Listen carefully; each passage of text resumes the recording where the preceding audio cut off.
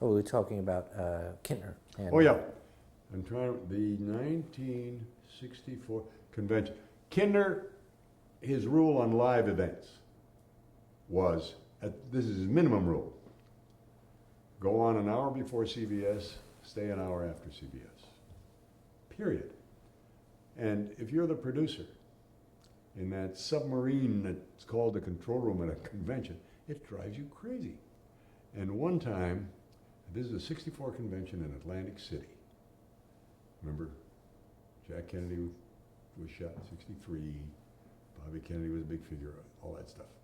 Kennedy Day, which we now know Lyndon separated out so it wouldn't interfere with him.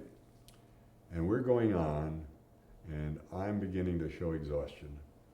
And Van Oker calls me from the floor and said, I've got, I think it was Dave Power, but whoever it was, I've got the guy who took Jack Kennedy around his congressional district the first time he ran for Congress.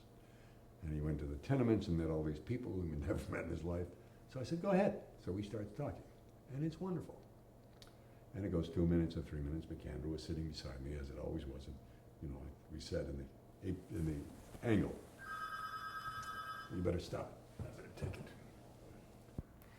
So you're staying on the air longer at the 64 Yeah. convention. Well, so we went on early, and Van Oker called and said he had this guy who had showed Jack Kennedy around his district the first time he ever ran. And we went to it and started to go, and it was fascinating. Went 2-3 minutes, and McAndrew sitting beside me had a tie line, a direct phone to Kintner. And it lit, it didn't ring. And he picked it up, and he put it down and said, you think you better wind this up? And I said, no, this is great. And so we went on 3-4 more minutes, and the boss thinks you put it up. I said, no, I think it's fine. And meanwhile, the guy from the publicity office came in and said, all the papers, the Hearst papers want a transcript. I said, give them the transcript. And fourth time, fifth, Kintner thinks we ought to tell him to go fuck himself. I just had enough. And poor Bill was in the middle. You know, I'm on the air. He can't do anything to me. His boss is on the phone. He can't do anything to him. And 4 or 5 times. We stayed on with that for about 25 minutes. Another time, we had this problem with Kintner with supers, you know, the signs, the identification sign. Kintner could hardly see with his cataract. And he always wanted signs. He always, which is what he called them. I need more signs. And I'm trying to remember which, yes, the Goldwater Convention. It's also 64 in San Francisco. And we finally put up a sign, said, President Eisenhower. Bill Leonard called from CBS and said, you're kidding. I need more signs. Leave them on longer. Leave them. He tried, McAndrew, of all the many things he did for me, that was one of the greatest. He filtered that stuff out. Little of it got to me. What got to me drove me crazy, but it was probably less than 10%. But the fact is that he was very pro-news. So oh yeah, he was pro-news and he liked it. And he, you know, on the other hand, once the entertainment schedule started to improve, there were fewer primetime preemptions. Mm-hmm. You know, there's always the two sides. But he boosted your documentary department also at this point. Oh yeah, oh sure, he hired people, he got his time on the air, which is, after all, the one thing. That everything else you can steal, the one thing you cannot invent is time on the air. There's only so much, and if you don't get it, you're without. But do you think it's true to some extent that as your news department goes, your network goes, so that by boosting the news department, he boosted NBC in general? Well, I believe that it worked in terms of recognition, and it gave him the time to build the entertainment schedule. However he did that, I've never been a big expert on that. But it worked, or whatever he did or was done, it worked. It got better. The ratings got better. The income got better. He brought in lots of he brought in lots of sex and violence to his entertainment shows. So right. I understand. On the other hand, he wasn't the only one. No, no. Now, I want to take you back, actually, a couple of years to cover a couple of things we missed. One of the big continuing stories from 1950 to 1956 was the McCarthy story. Now, you as a producer of a daily news show had to deal with how to cover McCarthy. How did you cover McCarthy? How did you decide to cover his charges? We covered the hearings and made the. Before the hearings, when McCarthy would make a charge, let's say in the afternoon or something like that, that so-and-so is a communist, were there discussions at all about how that would be aired and covered? I don't remember that we do anything except mention it for 15 seconds. Mm-hmm. I don't remember a big deal about it. Nothing at all? No. And do you think that the TV news shows Because I were remember the played big well charges by that he McCarthy? made, the 214 or whatever, that was on a weekend, so. Mm-hmm. But when he would appear in front of Washington with either maybe a broom or something like that, I mean, do you think that he played the news organizations well? I don't think he McCarthy. played television well until the hearings. Mm-hmm. I think that was a newspaper thing, and he worked to their deadlines, Mm-hmm. because I don't remember that being a very big deal one way or the other with us. Really? I mean, it was a big story, Mm-hmm. but I don't remember that we did a lot except when the hearings came. Mm-hmm. I remember Kefauver being a lot bigger. Mm-hmm. All right. The big story of 1953 was the coronation of the Queen Yeah. and the race between the Oh, three yeah, that was networks wonderful. to cover the coronation, to get the film. Yeah. Explain your role in it and basically what the goal was anyway. Well, the goal was, remember, there was no transatlantic transmission of picture, direct transmission. So what you had to get from London to the United States, from England to the United States, is film of some kind. And what that film turned out to be was kinescope of the BBC live coverage. And the race was between NBC and CBS. We were still in the days of 2.5 networks. ABC, which was then interestingly enough run by Bob Kindler, made an arrangement to carry the CBC coverage from Canada and made no special effort to do anything. NBC and CBS set up transmission centers at Logan International Airport in Boston Why there? because it was the closest point for a plane. And both of us,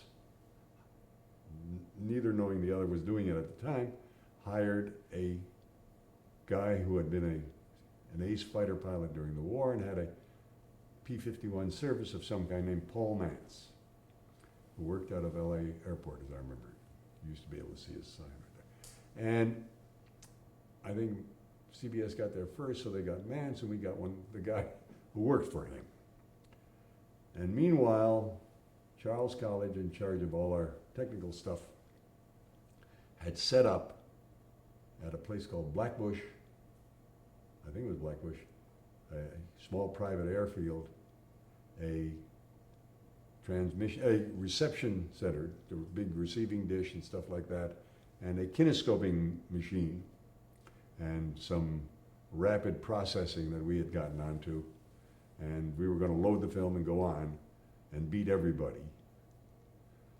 But before that, oh yeah, here was the wonderful story. The day was full of great stories.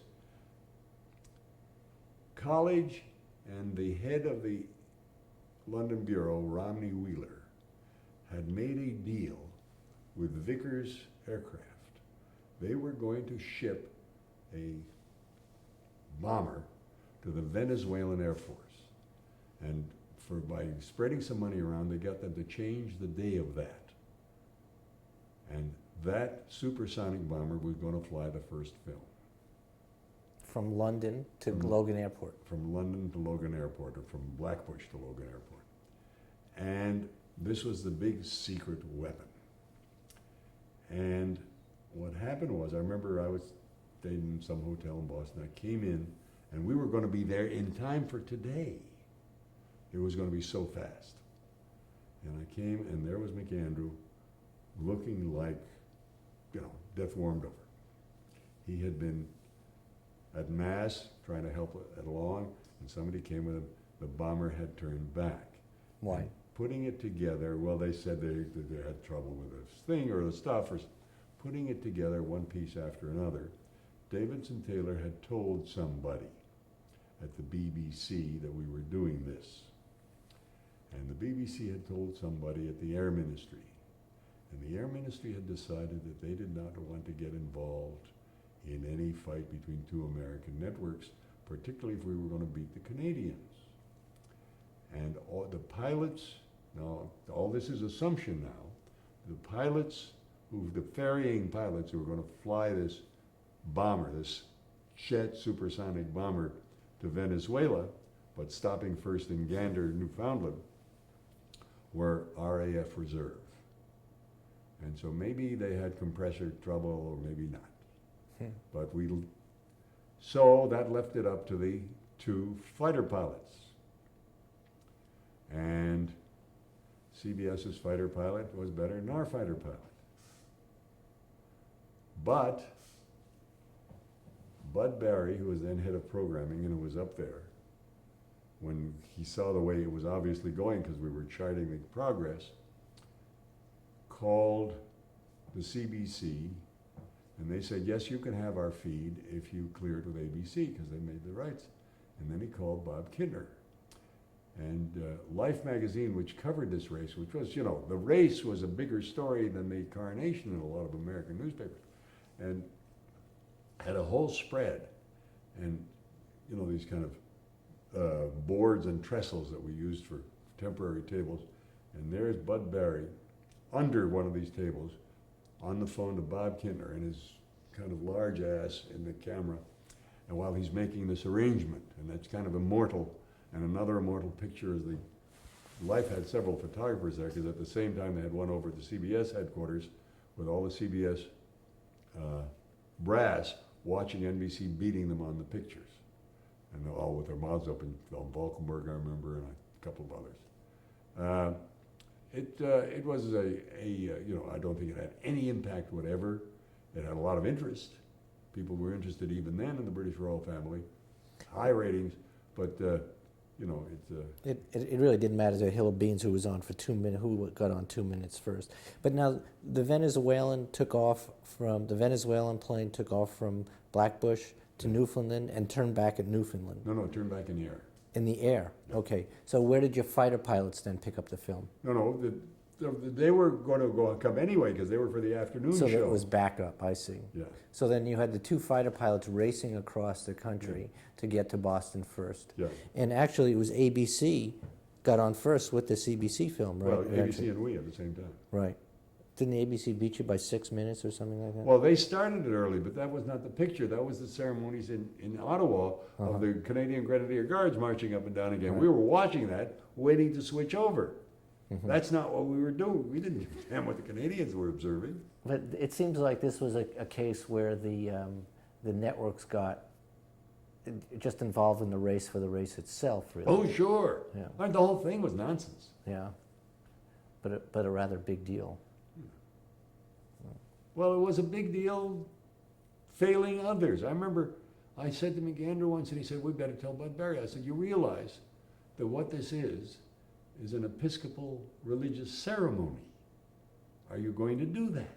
I mean, well, we better talk to Bud. And Bud said, yeah, I think we ought to do that. I was kind of bored by it. But I was just an observer. All I did was swing. It was wonderful to watch. Now, getting back to Kintner and boosting the news department, we talked a little bit about him boosting the documentary department. One of the people who came was Irv Gitlin. Yeah. Talk a little bit Irv about Gitlin was a CBS producer, former high school teacher, I think. Very nice man, and had a good idea of what film was. And he set up a unit that I think he was the first to use the term white paper. And in that unit were some good people, Fred Freed certainly among them. And they started doing some good stuff. They did a thing on Newburgh, New York, and the suppression of black people on welfare rolls.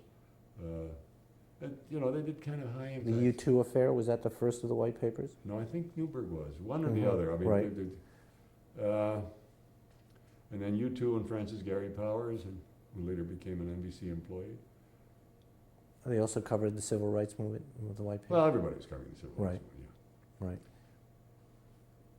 yeah. But, and then Irv died young, within about a year or so after that. When did the documentary time begin to decline, would you say? I don't know. When I was in the management, we had a documentary every other week. And plus some white papers which were outside the, Mm-hmm. and then, so we had 20 a year, not counting the repeat season.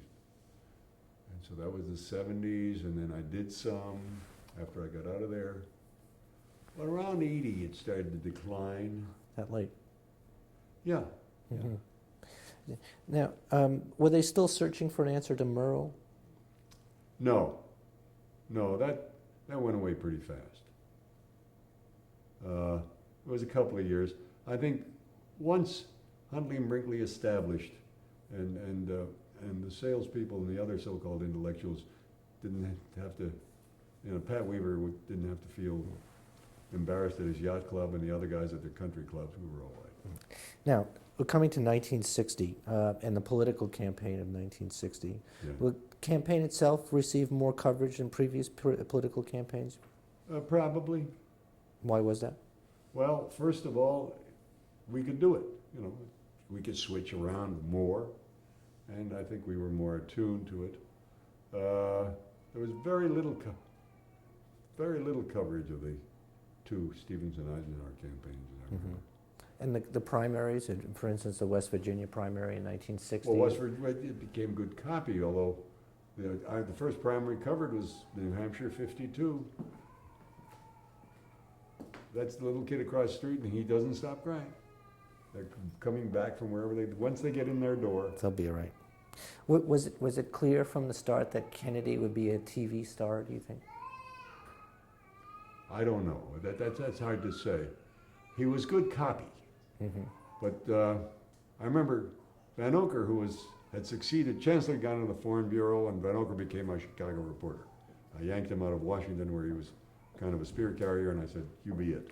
And I had a tough time talking him into it, and then he called me and he said, "This Kennedy from Massachusetts is coming to Wisconsin." This was at the end of '59, maybe November, to do a little preliminary for the Wisconsin primary. And there's nothing going, and so I'd like to go spend some time with him. I don't need a camera, I just want to get to know those people. And I said, okay, but you call in every day in case there's something happening in Chicago and you got to go back. And he said, okay. And that's the first contact they had, and we started to see that this was interesting. And I remember we did a Sunday program later in the spring on the Wisconsin primary, which was one of the more fun. All the Kennedys were there. This is just one of the things. I had such a tough time with the film editors. And all the ladies told the same story. Jean Smith and Eunice Shriver and Pat Lawford and Rose. And they were all, and so what I did, I got the editor to pick up the same sentences, cutting in the middle of the sentence, even sometimes in the middle of the word, and go on in the same story, and go back and forth and back and forth. See, it couldn't have lasted more than 3 minutes.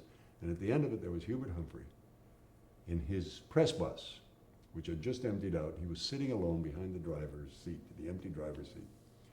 And he said, "I feel like a corner grocer fighting the A&P." But whether Kennedy would be a star, I don't know. He was good copy. He was interesting. He looked And good the on fight television. was interesting. For that matter, Hubert was interesting. Mm-hmm. And the fight, if Kennedy had run unopposed, I don't think we'd have had that. But Kennedy, certainly Humphrey didn't look as good on television as Kennedy did. He was a young man. Yeah, I know, but I don't think he got less exposure for that reason. Mm-hmm. These were the two contenders. Mm-hmm. We didn't bother with Bob Kerr. Did you cover the Catholic issue? We mentioned it, covered it several times, more on the Sunday show than in the weekly show because you had more time. Right. He was still a 15-minute program by then. 15-minute program, a half hour on Sundays. What kind of, when you got to the convention, how was the convention coverage different from '56? Do you have more technological toys to play with? Well, I'm trying to remember. I don't think many. I think things were better and people knew how to do it. 56 was kind of a rehearsal for 60. And as I say, we had this thing in the ear and the communications. I mean, everything worked. It really worked. 60 and 64, and then of course 68, we couldn't be beat. There was a huge publicity battle between NBC and CBS, though, over who was doing better jobs. This would be played out at each convention, pretty much, wasn't it? Oh yeah. Well, there was a famous case of the stolen plane. Right, right. Well, that was 64. That was 64. Yeah. Right. There was also, wasn't there a battle in one convention that you were at, like between Pepsi and Coke or something? Oh, like that was 52. 52, where Pepsi and Coke, a guy would be standing in the middle of, in front, or Michigan Avenue or something, with a live spot. And off the stage, somebody put a Pepsi in his hand. And Pepsi and Coke were fighting for air. I don't think they did that after that. And Coke had a wonderful little place where you could go get free sandwiches if you had a press card. And I'd get off the Swayze show and I'd go get a sandwich and get back, so I didn't have to go out and find some place to eat. And so, but everybody was fighting everything. There was also the strike, the writer's strike. This was in 1952. 52. And how did that affect you, that strike? Well, the television writers at NBC were organized separately, television news writers. And we had warned the radio writers that we didn't think going on strike at the convention was a good idea. And because you don't need writers at a convention, it writes itself. All you gotta do is turn the camera on. And they wouldn't listen to us. And I was the shop steward. And I went with Swayze and Clarence Tillman to the coast because that was the beginning of this was a couple of weeks, 2 weeks before. And we originated 3 days in Los Angeles and 2 days in San Francisco to inaugurate the West Coast feed. And then I got back and there were all the writers saying, what do we do? And I said, I don't care what you do, I'm going to work. And so I went to work the first convention. And then there was a week in between, and the Camel News Caravan stayed in Chicago. I am not sure why. And we came out of the merchandise mart, and the head of the television writers, the secretary, executive secretary, the paid person, called me and said, hey, we're getting a lot of heat. And I said, okay, I will observe the picket line, but there's got to be a picket line. And so Monday I came to work, and then I got a call, and the guy identified himself. He said, I'm going to picket you. I said, fine. I said, get yourself a picket sign. His name was Doug something. And he said, okay. He had been left behind because he was from Chicago and he was living at his mother's. And everybody else had gone back to New York. And all through the convention, every time there was a live camera outside, there was a big sign saying, ABC, CBS, NBC, writers on strike. And so the next morning, I got to the merchandise mart, and there was it's a big place, and I walked all the way around, and there was nobody with a picket sign. So I went upstairs, and I said to Frank McCall, who was the producer, and I said, I don't know, he's going to show up. He said, okay, Brinkley will write it. Brinkley had also stayed. And about 10:30, 11 o'clock, there was this call. And I said, fine, I'll be down. I said to McCall, I'm going back to the hotel, and I'll let you know. So I went down to the coffee shop, and there he was, this little guy. And I said, well, where's the picket sign? And he had a legal-sized manila folder, which he opened kind of surreptitiously, like a guy selling dirty pictures. And inside it said ABC, CBS, NBC on strike. And he said, I picked this up at the lawyer's office this morning. I said, okay. I'm in fear for my physical safety, and therefore I refuse to enter, and so you go home and I go home. I went back to the hotel that we were staying at and read for about an hour, and I got a call from New York saying the strike is over. So I called the picket to tell him the strike was over, but he had gone to the beach. But that's the only time I ever had my own personal private picket. Now, so the battle in 60 between NBC and CBS was in part this order from Kintner to say you had to be on the air An hour before and an hour after. Well, it hadn't developed. It developed. There was a little of that in '60, but he wasn't. The hubris hadn't set in yet. It was '64 and '68 where it really went wild. And election night coverage in 1960. How was that organized? How was that organized? I'm trying to remember. Studio 8H, a big deck. Huntley and Brinkley at the deck. Oh yeah. In 1958, there was a fairly significant off-year election. And everybody had said to me how much better CBS's coverage was than ours. And I couldn't watch it because I was working on ours. Both from 52 on, I worked every election night. And so, but CBS had decided the race was so interesting that they did a special program Wednesday night so I could see what they had. And so I reorganized. I said, set up the rules. I said, all figures are up there all the time. No figure is changed for the cameras. They change by themselves. The camera follows them. Nobody on the floor argues with NBC's figures. Because at least one of our guys always had somebody tell him something that proved that we were liars. I said, you do that, you're fired. And it was very simple. Jack Shagru got something called Solari numbers. The ones that you use in airports that click, click, click, click. He got enough to cover, I thought Julian Goodman would shit. He got enough units, and I forget how much they cost per unit for each digit, to cover every state presidential, every governor and every senator, and summary figures. I don't know, thousands of units that we, for weeks putting them in. And we organized in 4 bays, in the 4 geographic, I don't remember whether did we geographical or senator, you know. Were you using polls to predict outcomes? Were you doing any kind of exit polling or anything? Not exit polling yet. They had key precincts and that kind of stuff. Trying to remember, was it in 60 that we started that? With, what, no, 64 we started that big, what's his name? The guy who used to be director of the census, Dick. But in 60 you didn't do it. And you had to stay up all night in 1960 was. Yeah. Well, we stayed up all night, but not only that, then Kintner started to worry about losing today, because whoever was sponsoring the convention, the election coverage, paid a sum, and they got so many commercials per hour. So at 7:30, or in the 7 to 7:30 half hour, we were instructed to declare a winner. And luckily we declared Kennedy, because it wasn't in yet. And so, and during that half hour, Chet and David handed over to, who was doing, was it Hugh Downs? Hugh Downs. Hugh Downs, yeah. And they took over the deck, and then after, let's see, after today, I got the 4 Bay guys, which were Van Oker, McGee, Newman, and Chancellor. And Chancellor had not been to the convention. He was the Moscow correspondent. Let me just stop you right here.